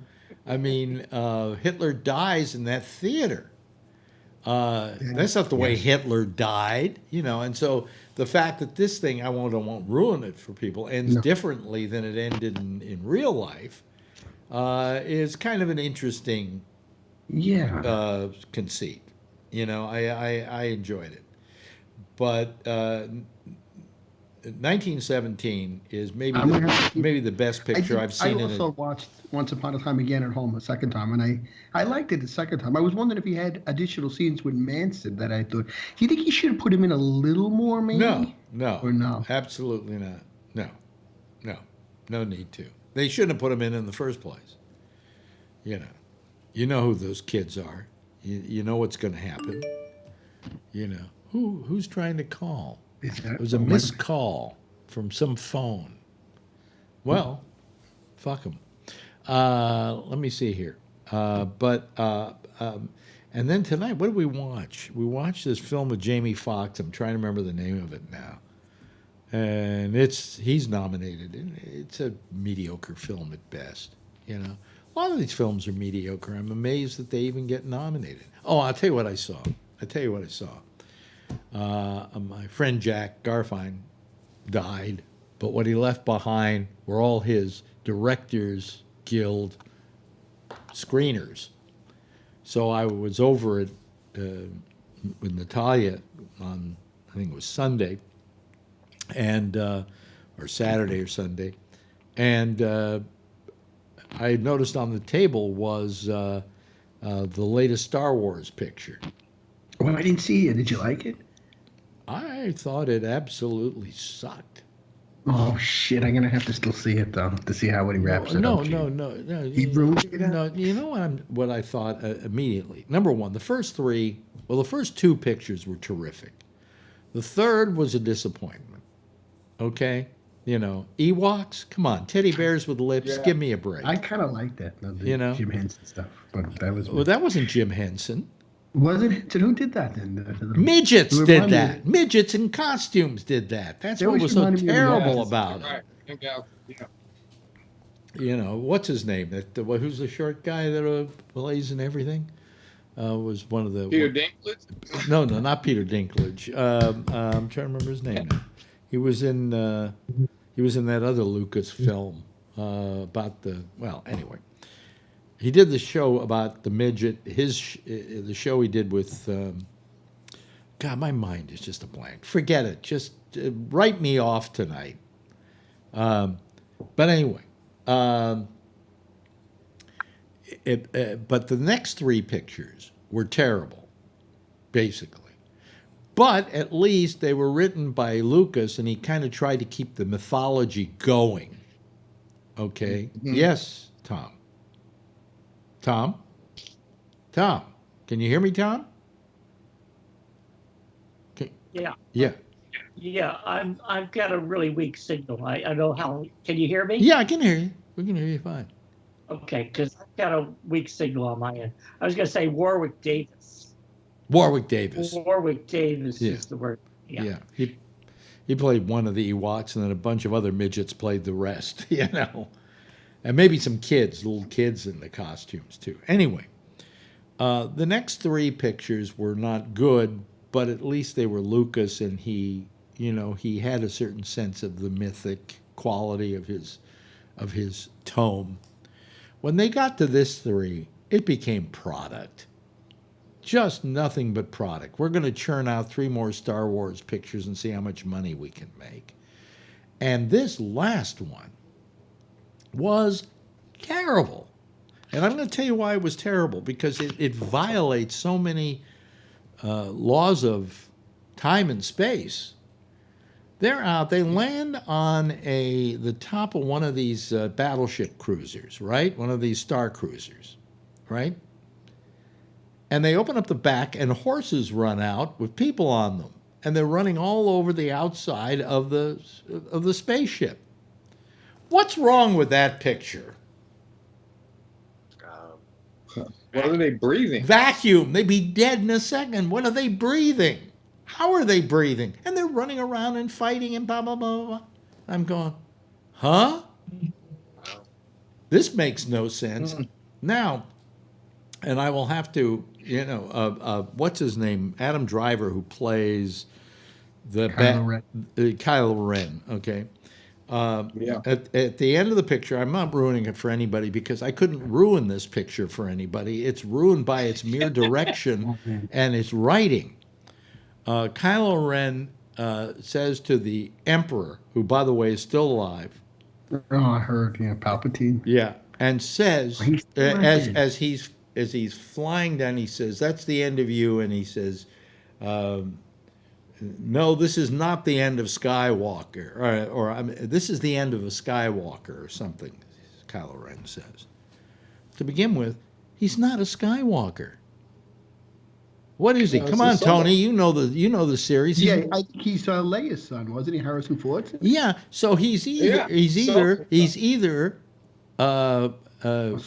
Ben is his first name, either Ben Organa, if you want to use the mother's name, or Ben Solo. He's not Ben Skywalker, which was Luke's name. How does he fuck that up? Yeah. So I'm going, what? I'm going to have to see this now just to laugh at the movie. Well, no, what bothers me is at least follow some kind of decent logic here. That's common sense, too. Yeah. Holy shit. I got to see this now. Yeah. You know what? Maybe they should just retire the movie then totally. The franchise. They just stick to the TV. Well, they're not retiring the franchise. They're retiring the history. That history, okay?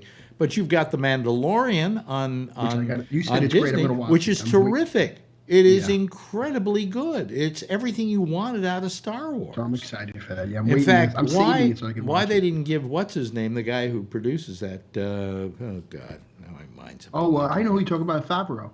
Jon Favreau. Why they didn't give him the job of doing all these last 3 pictures? Because he seems to know that universe better than J.J. Abrams, that hack, ever knew. So that was one of the other pictures I watched, and it's 3 hours and 40 minutes long, and it just goes on and on and on.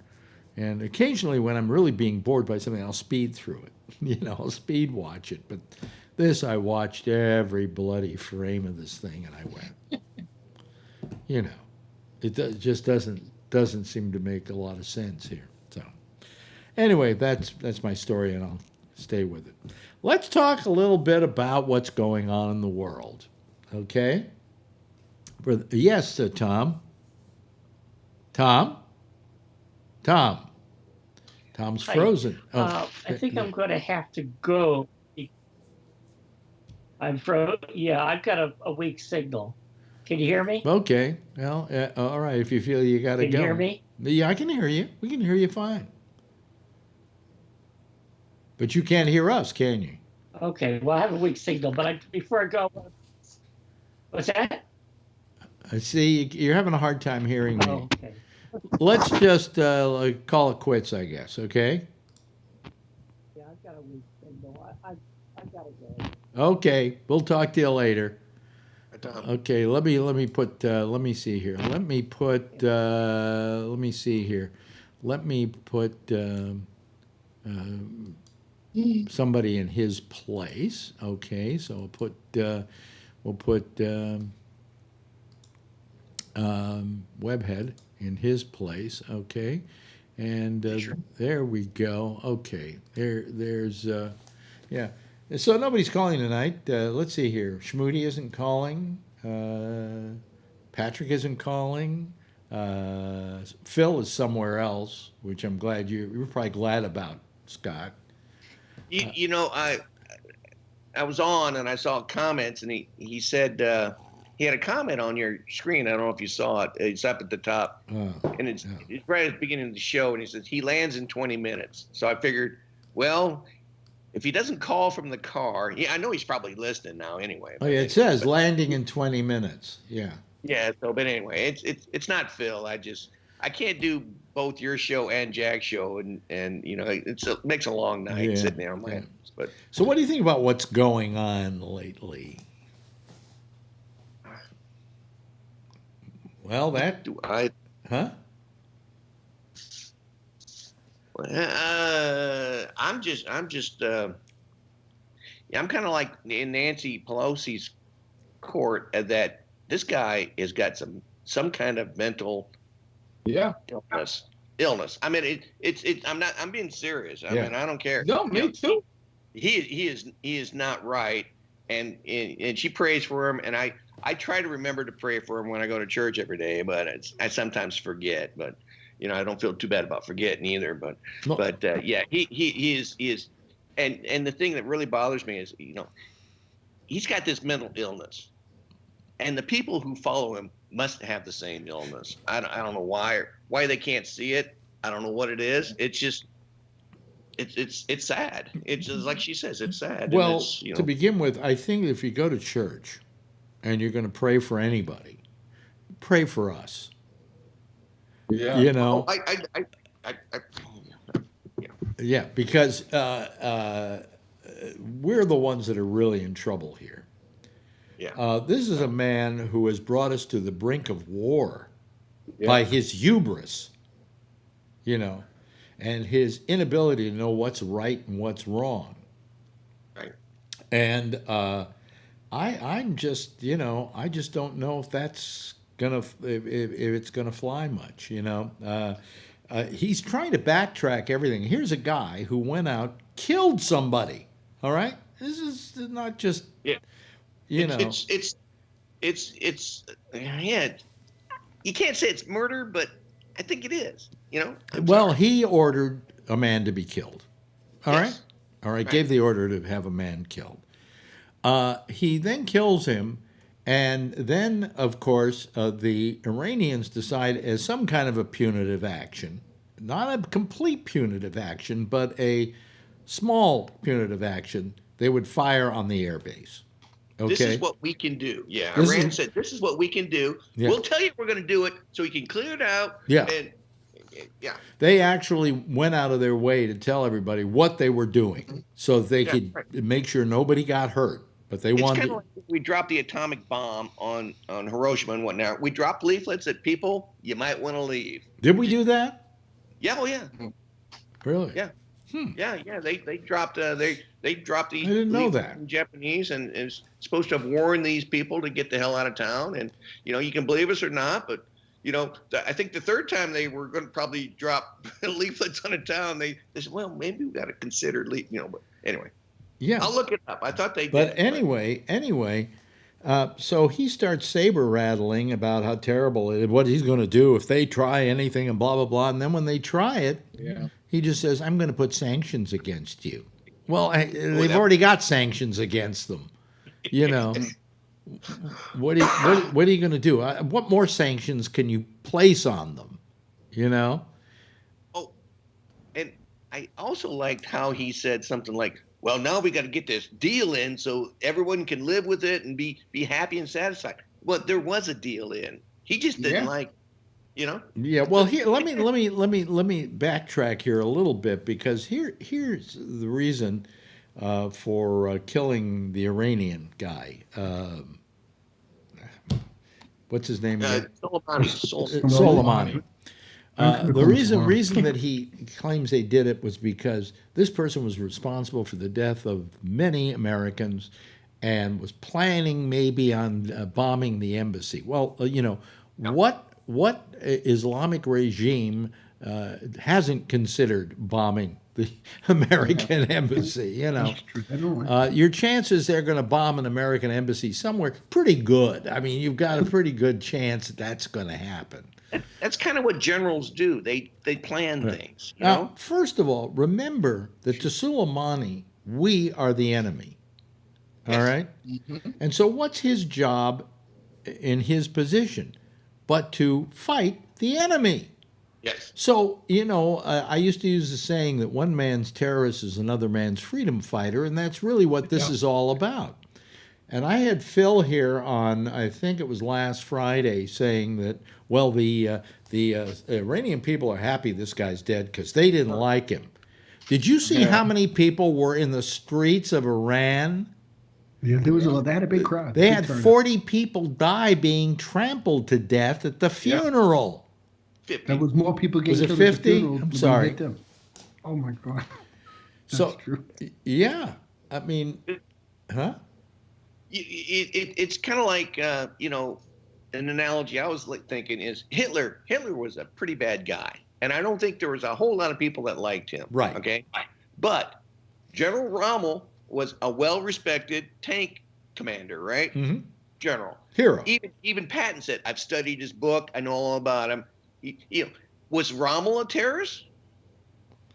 No, he was simply a guy fighting for his country, and and this guy trying to portray him as being this absolutely horrible person, and in spite of the fact that all he was doing was fighting for the home team, as it were. You know what I'm saying? Yeah, and he killed. He trained people. He didn't kill anyone. He trained a lot of people, and while he might have killed some people when he was younger, but all the ISIS, the Sunni Muslims, are in Iraq, and they were killing pretty much the Shia. So he went from Iran, which is Shia, to Iraq to kill the Sunnis. Kill the Sunnis, which are ISIS, basically, right? He was actually on our side for most the part of the last. What was Saddam Hussein? Was he Sunni or Shia? I can't remember. He was Sunni. He's Sunni. Yeah. Yeah. And the Iranians are Shia. Yes. Okay. Mm-hmm. So but all I'm saying is, the United States is their enemy. Plain and simple.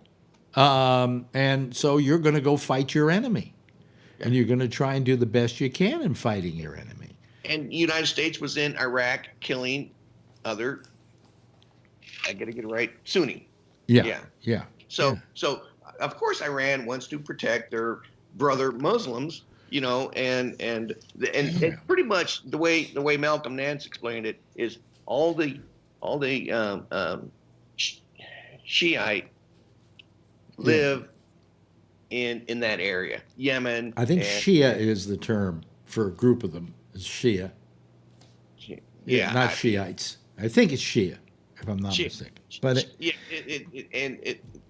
but anyway, and I knew through words and whatnot, quite 4, 5, 6 Iranians. Yeah, and they were great people. I thought, Yeah. Very, Well, anyway, so I mean, I just felt that, and on top of that, our Secretary of State couldn't come up with the goods when asked, well, what exactly did he do?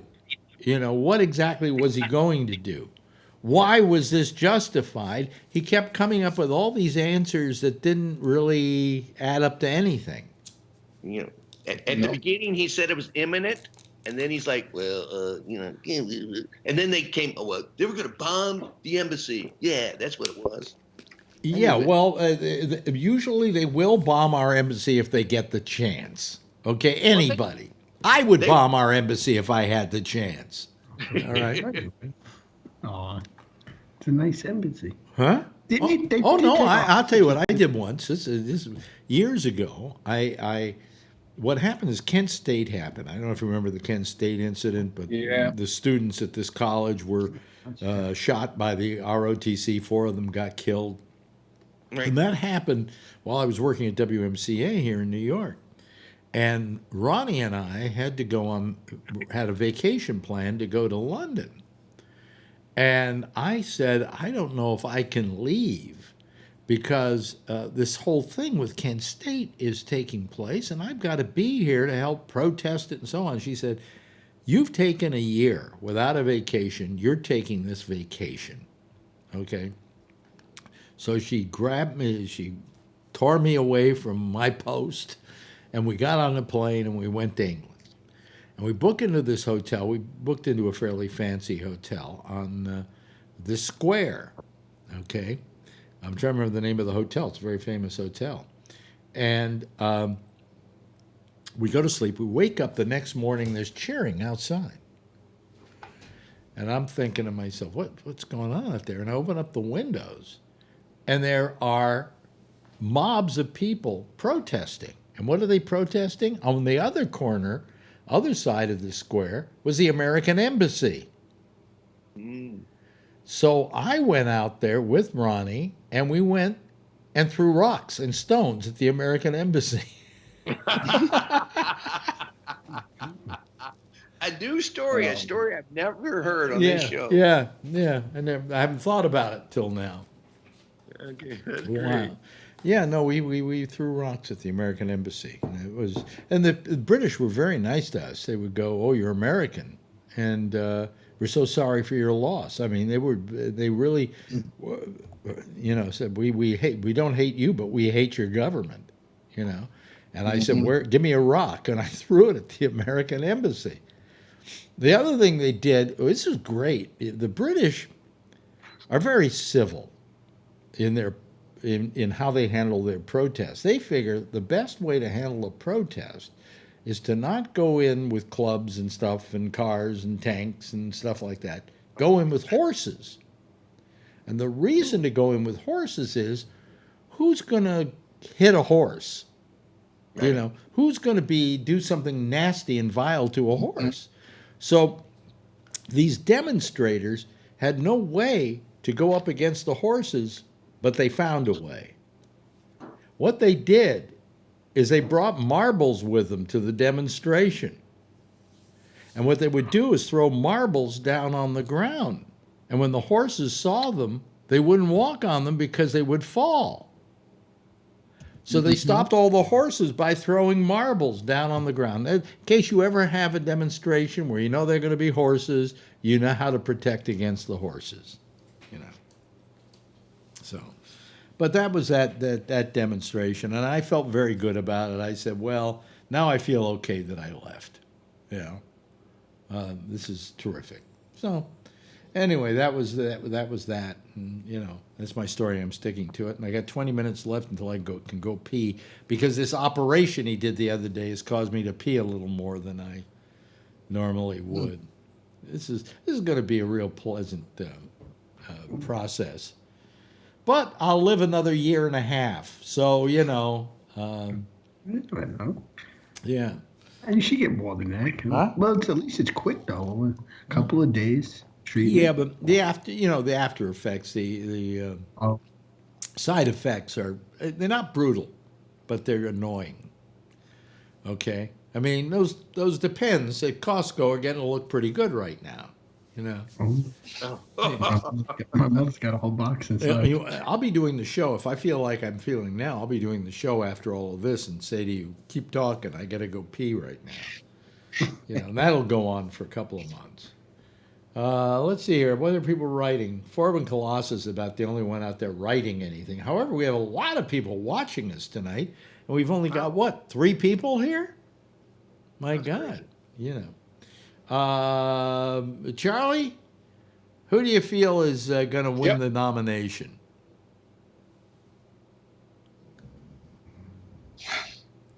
I don't know. Do you have any? You know, I want to get it, but you know, even if she doesn't get it, I'll vote for whoever does get it. Wait a minute. Who do you want to have get it now? I'm still kind of in the Elizabeth Warren camp. Is she still even a factor? Oh yeah. Really? She's been second place in Iowa now. in second place in Iowa. Who's in first place? Biden. Biden? Biden. Where's Buttigieg?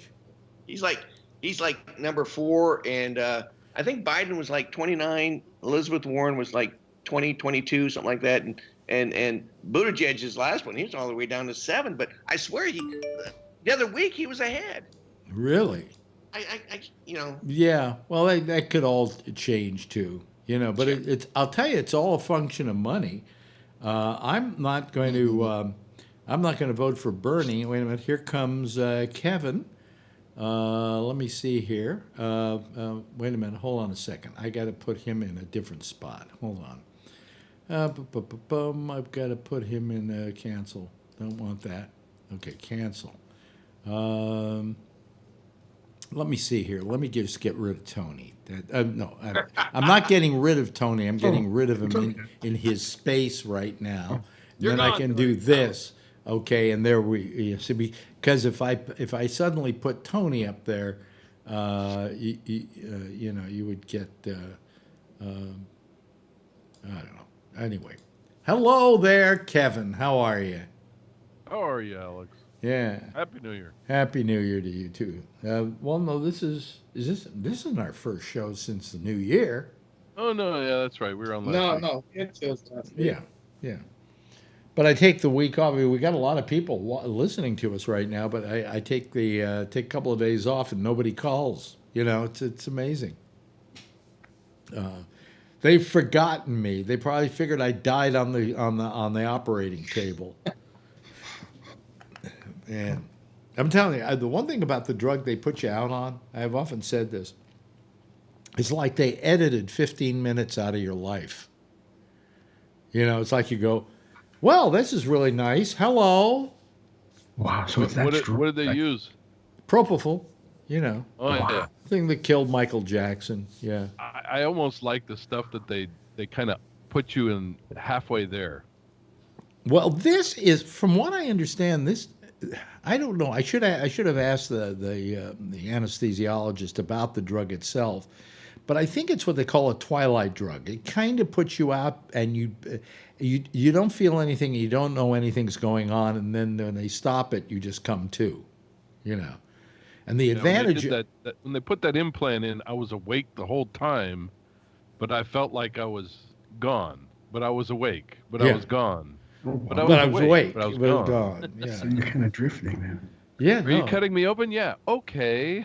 Oh my God. So you wow. Oh yeah, I was wide awake, and they were talking to me. But you know, they said, "How you feeling?" I said, "Well, I feel a little funny." Okay, well, we'll give you a little bit more. Well, the next one I'm going to be out for about an hour, 45 minutes to an hour. Yeah, that's when they really knock you out, probably. No, I was pretty knocked out on this, but my hand started hurting like crazy because he said it would hurt a little bit when they put it in. And then my whole hand was like, I was in pain. And he said, he threw a numbing agent in there. Yeah.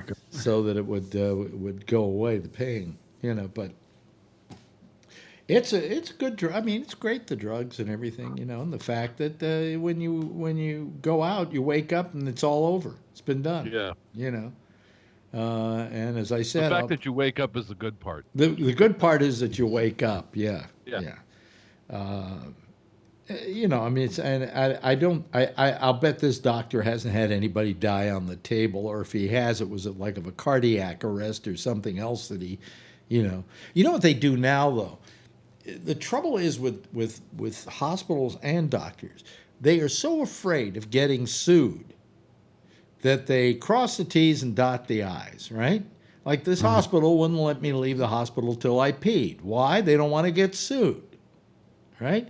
They had me go to my doctor at a cost of a copay of $26 to me to get a whole setup to make sure I was okay for an operation, to be put under anesthetic. Anytime you go under anesthetic, but you can't go to them. You got to go to your own doctor. And that doctor's got to approve you for the operation. Now, why is that? Is that because they want safety factors and they want to make sure you're in good? No, they don't give a shit. What they give a shit about is they don't want to get sued if anything goes wrong. Yeah.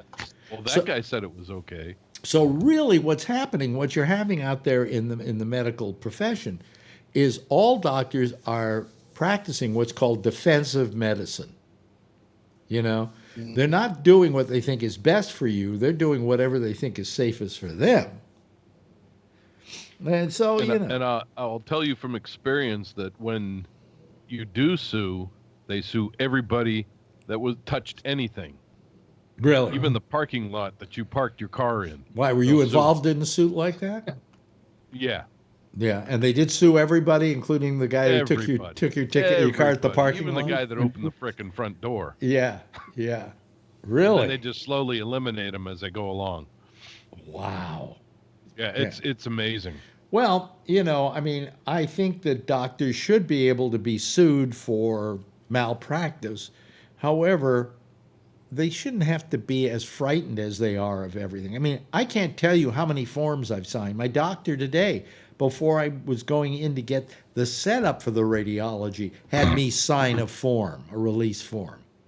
I will also tell you from experience that when you get those forms, when you're in the deposition, that they take those forms and they go, that's nothing.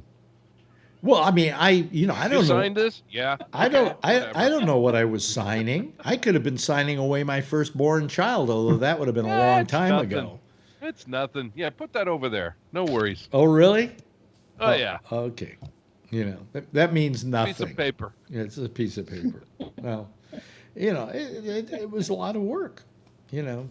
But anyway, I can't tell you how many forms I signed. Oh, by the way, the question I was asked constantly by any person I would be doing anything with, whether it was the anesthesiologist or the assistant to the anesthesiologist or my doctor or the people, every one of the people at this radiology oncology place that I went to today, they all keep asking the same question over and over again. What's your name? Birthday? What?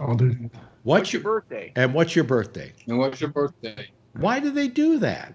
They asked me that when I went to get my blood, and I've gone from the front room to the back room. Yep. What's your name? What's your birthday? Just to get your blood today. Is that to make sure you're not the wrong person? Yeah. Well, there could be another Alex Bennett in the building at the time. Yeah. Those other two people in the building. Yeah, but is there another Bennett Schwarzman? Well, that's true, too. A legal thing, I guess. Yeah. Yeah, fine. I get. You know what you do? You just hand them your damn driver's license, and it's got everything on it. Look it up. She went through all my drugs. I guess she got them from like community Walgreens. A whole list of them. Of course, half the drugs on there I'm not even taking anymore. They just happen to be on the list, right? And I tell her, yes, yes, no, no, yes, yes, no, no. Then yesterday when I leave, they hand me a list of all my drugs, and all the ones that I said no, no, no on are there. They go through them again. Yeah. So I'll have to go through them again the next time. Yeah. I just print out a list. I keep them on my phone, and then I just print out a list, and I bring it all in. Yeah. And I go compare it.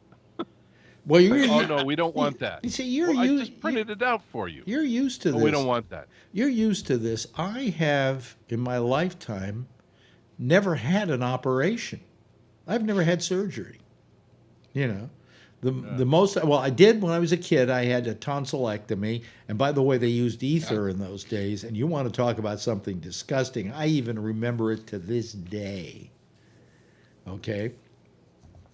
It wasn't like you went out and then you woke up. You went out and then you woke up 2 days later because you were so groggy and you vomited because the smell of the stuff was horrible. Today, it's pretty good, but I mean, so far as actually an operation, this is the closest I've come to it. And these aren't even really, these are considered surgery. What I had the other day was considered surgery, but it's not surgery. It's not. He cut into you. No, he didn't cut into me. He punctured me. Well, he had to replace the gold in there, right? He had to put the gold in there. He had to put the gold in there. Yeah. Yeah. Yeah, I feel like the treasure of Sierra Madre. Look what we just found in Bennett's prostate. Gold! Yeah, we struck gold. I could be an ad for Lucky Charms or something, They're magically delicious. Yeah, but I mean, 49er. But I hated propofol. Burned a lot all the way to my shoulder. Yeah, says Forbin Colossus. Yeah.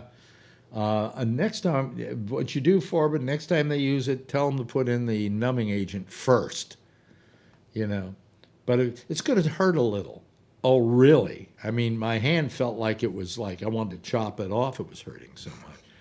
That's the worst pain I've had in any of this, So I'm going to ask him next time if there's anything he can do about it to prevent it from hurting that much, because it was not good. Thank you, Foreman. I thought maybe I was the only one.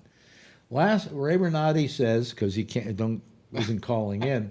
Last hospital I was at made me fire a 2-pounder before I could leave. Oh my God. You know what it is? This is the other thing that's so demeaning about it. I say to the nurse, I make pee-pee. Come on. I went doo-doo. I mean, come on. It's ridiculous. They did the same thing to me, and I don't pee on stage, and they're standing outside the door. Did you pee yet? Did you pee yet? No, I don't piss on stage. I'm sorry. No, but also, as I talked about it, they give me this thing with a handle on it and a big hole in it for my penis. And I have to say I almost didn't fit, but I don't want to brag. And and I'm standing there with this thing, and she's saying, "Are you going to go?" And I said, "Would you close the curtain, please? I'm sorry. I need when I go to the bathroom. I have to tell you this, folks. And this is TMI, I'm sure, for most of you. The too much information is I have to go into the stall to pee. That's what I do too. So I'm not going to be standing next to some guy in a urinal. I need my privacy. Am I wrong? I do that too. Right. I don't like standing. So up. now you've got the curtain open and you want me to pee in this bucket? Come on. I'm gonna give you a hand. So I had to close that, and then Marjorie's going from the other side. Did you go yet? Did you go yet? Exactly. Don't ask me or I won't be able to go. Did you go yet? And then finally I had a good stream going and I look at it. Oh, that was good. And it didn't even get up to the 100 spot on this thing. Shit, you got to fill that fucking thing. Finally. Say something, it goes. Just throw it. This is as much as I can do. Finally, she just said to me, the woman said to me, it's okay. You peed. We just wanted to make sure you could pee. But I'm still peeing blood. Not a lot, but it's there. Oh yeah, and that between that and the biopsy and all of that, I've got, as I say, my prostate looks like a pincushion. Yeah. I mean, come on, how much more damage do you want to do to my prostate? I know that after the radiation, I'll be lucky if I even get an erection, but come on, it's taking a licking right now, Alex. Oh yeah, I feel like they're beating up on my prostate. It's like how much and what did it ever do except get a little cancer? It's amazing. It's amazing. So anyway, Phil's not here tonight, and that means that we can say anything about Trump we want to without recourse of having him suddenly explode. And his perfect briefing. Hmm? That's what he said about his thing today. He had the most perfect briefing today. Did you do the hands? Perfect briefing, everything is the most perfect fucking everything. What briefing was that? The one that he gave to the Congress about what happened. Yeah, the Congress. Pompeo gave. Finally, after a week. It was a perfect briefing. That's the one that he told everybody about what happened and why it happened. It was the most perfect one ever. The one that Everybody told him that. Yeah. This guy is out of his head. It's crazy. It's nuts. It's really nuts. The emperor has no clothes. And what was the word he completely mispronounced the other day? Oh yeah. Looks like me. What? I'm like, what the hell? Do you remember? You know what I'm talking about, Scott? I said he sounds like me. Yeah, there were about 3 or 4 words he screwed up. He said it was like he was swallowing his dentures. What'd you say, Scott? Accomplishment shades. Accomplishment shades? One of them. Accomplishment shades. What is that exactly? What word is that supposed to be? Accomplishment shades. You know something? I know this guy doesn't drink, but he should.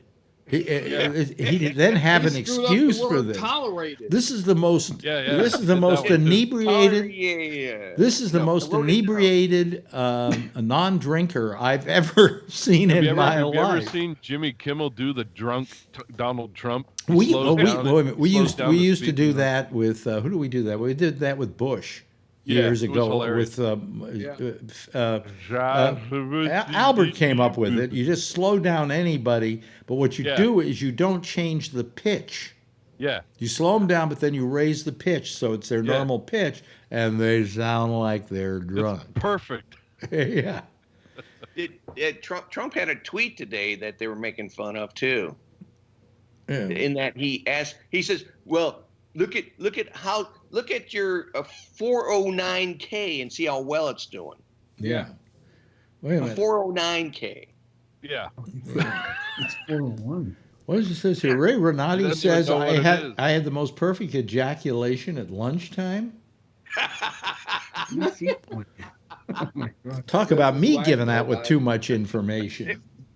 Ask him if it was a 2-pounder. Was it a 2-pounder? 2-ouncer. He said today. Yeah. Wow.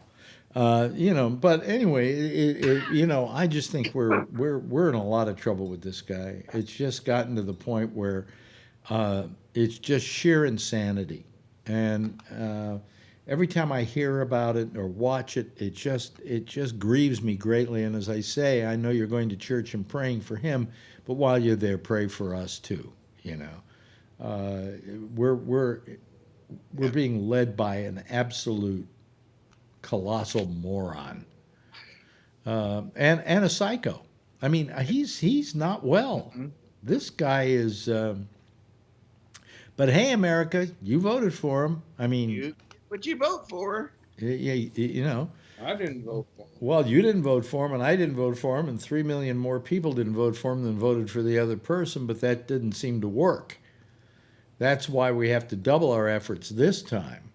And I don't care who the Democratic candidate is, vote this guy out. That's all there is to it. I mean, Bloomberg. I'll even vote for Bloomberg over Trump. You know something though? If I will, you know why I won't vote for Bloomberg? I don't want to vote for anybody who isn't exactly running. I mean, he's not doing much running, is he? He is pounding us with commercials out here, I'll tell you that. Yeah, and by the way, I'm not voting for Bernie either, and I'll tell you the reason why. I get a phone call, one of these. Oh no, it isn't a phone call. I get a text trying to get money out of me for Bernie. I'm now getting the equivalent of robocalls as robotexts from Bernie wanting money. Fuck you, Bernie. I'm not giving you money. Don't try to get money out of me that way. Okay. Anyway, hey, there's the ever-loving theme song that we play every now and then on this here program. And we thank you all for joining us tonight. Been a small crowd, but a vibrant one, and one that's apparently the audience wanted to listen to because we had a lot of people listening to us. Yeah. Yeah. They probably just wanted to watch it to see if I was dead yet. I'll let you know when I am, okay? And I'll do at least 30 minutes on it. Anyway, thank you so much, Charlie. Thank you, Scott. Always a pleasure. Thank you, Tony, and thank you, Kevin, and also thanks to Tom Yamaguchi, who had to leave us early because he was having a bad signal. I'm through for tonight. Everybody, why don't you give a big wave goodbye so that they can all see you go away. Bye-bye. There they go, ladies and gentlemen. That's our citizen panel as we know it. There'll be another one convening in just a few moments as Jack Bishop hosts the intersection. Okay. Gee, did I have myself on? I don't know. Anyway, the intersection, and he'll be next. In the meantime, as always, I'm Alex Bennett reminding you that we'll be here tomorrow night, same time, same station in life. And in the meantime, if you see her, tell her I love her, okay? Bye-bye, everybody.